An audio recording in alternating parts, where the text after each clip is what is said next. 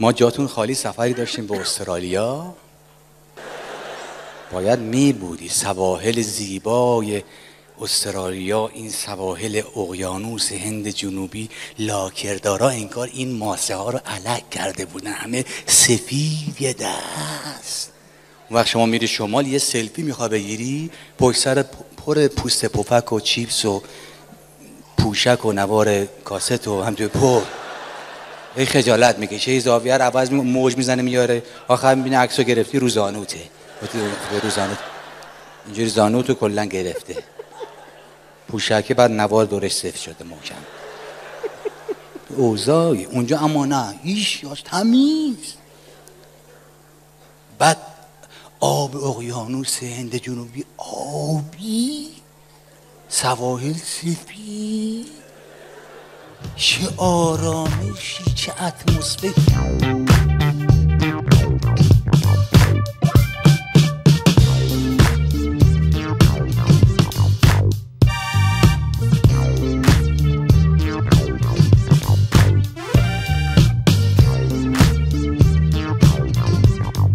جون خودم یه کاغذ دیگه بیاریم بدی؟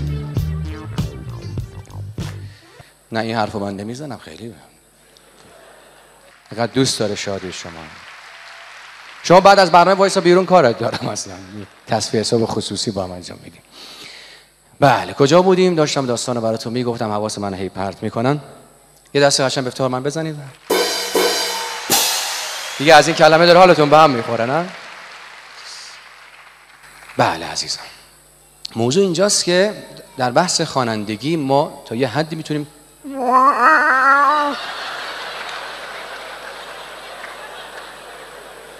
چه مثل لافتاشک هم پخش میشه رو زمین میشینه راحت. یه بار بعدم بیا بغلت کنم ببینم چقدر نرمی واقعا. بله شما نگاه کنی بحث حافظ و سعدی کردم، اما امروز خیلی فرق کرده، ژنتیک تغییر که رشد کردن، خیلی قیافه ها بهتر شده. که یکی حتی میگفت اگر دخترها که کبریت فروش هم ساپورت پاش میکرد موضوع چیز دیگه میشد، اصلا داستان عوض میشد. این از کجا اومد من نمیدونم. حالا خیلی فرق کرده چهره و قیافه های دخترای امروزی به لطف آرایش. البته آرایش چیست؟ خود آرایش چیست؟ لایه‌ای است بتونه‌ای و ضخیم که در عرض چند دقیقه گلاب خاتون رو تبدیل به پارمیدا میکند. خیلی طعنه زده. بعضی از این دخترها خیلی دوست دارن بیشتر از اونی که هست صورتشون آرایش کنن، متاسفانه صورتشون تموم میشه. هنوزم دوست دارن ادامه بدن کارو. تو بعضی از این مجالس عروسی اینقدر به خودشون میرسن، داماد تا میبیندش میگه عجب غلطی کردم اینو نگرفتم. خیلی بهتره دیگه، از عروس که جلو نزن دیگه، چیکار داری میکنی؟ 6 تا دختر با هم رفتن استخر، از استخر اومدن بیرون همدیگه رو پیدا نمیکردن، آرایشاشون پاک شده بود، نمیشناختن همدیگه رو. اینقدر آدم تغییر میکنه. آره اما پسرا زیاد خوشحال نشن، انشالله اون روزی نیاد که پسرا ساپورت پاشون کنن یه دست بزنیم. خب من یک سوال دارم، یک کوئسچن. تو این لحظه من زمانم زیاد ندارم بعد برم. سوال من اینه، به نظر شما دخترها بهترن یا پسرا؟ آفرین آفرین. دخترها نسبت به پسرها انسانهای بسیار بسیار قانعی هستن. میتونید از خودتون دفاع کنید. چرا؟ چون که دخترها هیچ چیز از خدای بزرگ نمیخوان الا یه شوهر خوب. تموم شده. اما به محضی که اونو به دست میارن دیگه همه چی میخوان از اون بدبخت. اون باید بره جور کنه. به یه دختری گفتن شوهر چند حرف داره؟ گفت اگه پیدا بشه که حرف نداره. پسر رفته بود خواستگاری، پدر دختره گفت ببین من حال و حوصله تحقیقات ندارم، اگر خلاف چیزی داری خودت بهم بگو.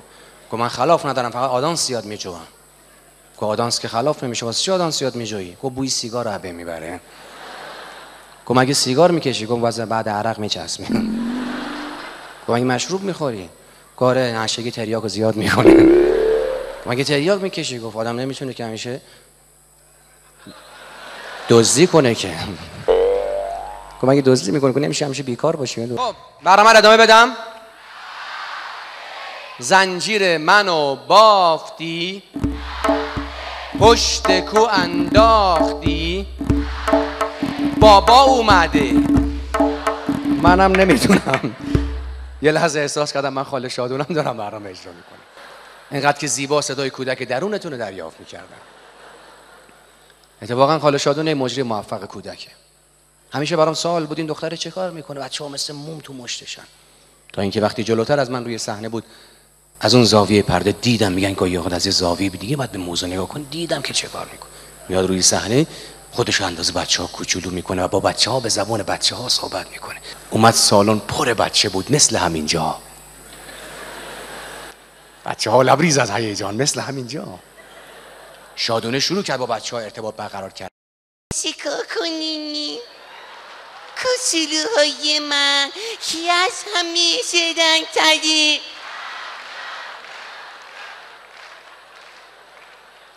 کی از همه قشنگ‌تری؟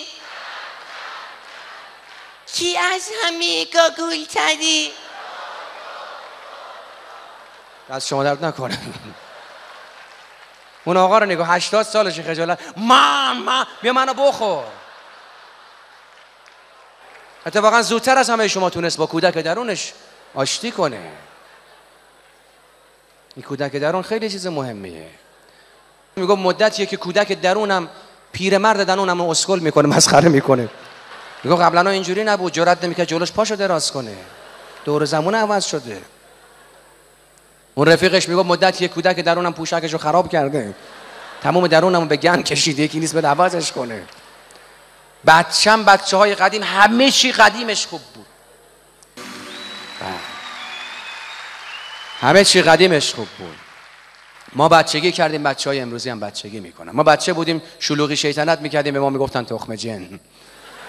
بچه‌های امروزی شلوغی شیطنت میکنن، مادرش میگه بچه‌م بیش فعالی داره. چقدر واژه‌ها قشنگ عوض شده. بچه که بودیم کسی به ما فحش ناسزا میداد، کف دستامون رو نشون میدادیم میگفتیم آینه، هر چی میگی به خودت باشه. بچهای امروزی چی بهشون میگی؟ چیزایی بهت میگه باید بری معنیشو از بابات بپرسی. خیلی رشد کردن بچه‌ها، فرق میکنه داستان. همه چی قدیمش دارم میگم، حتی بیسکویت مادر. من هفته پیش بیسکویت مادر خریدم، مزه عمه میداد. من لحظه‌ای به خودم اومدم الان. احساس کردم شما دارین از سادگی من سوء استفاده میکنید. نذاشتید بحث دخترها و پسرها رو ادامه بدم. دخترها با پسرها زیاد فرق میکنن. فقط یک پسر میتونه از سر جلسه امتحانی که تقریبا ورقه رو سفید تحویل داده و داغون کرده اون امتحانو داره میاد بیرون، لبخند رضایتی بر لب داشته باشه و خیلی خونسردگی اینم تر زدم. اصلا براش مهم نیست. همه چیز پسرها با دخترها فرق میکنه. اون وقت دخترها چقدر رو درساشون حساسن.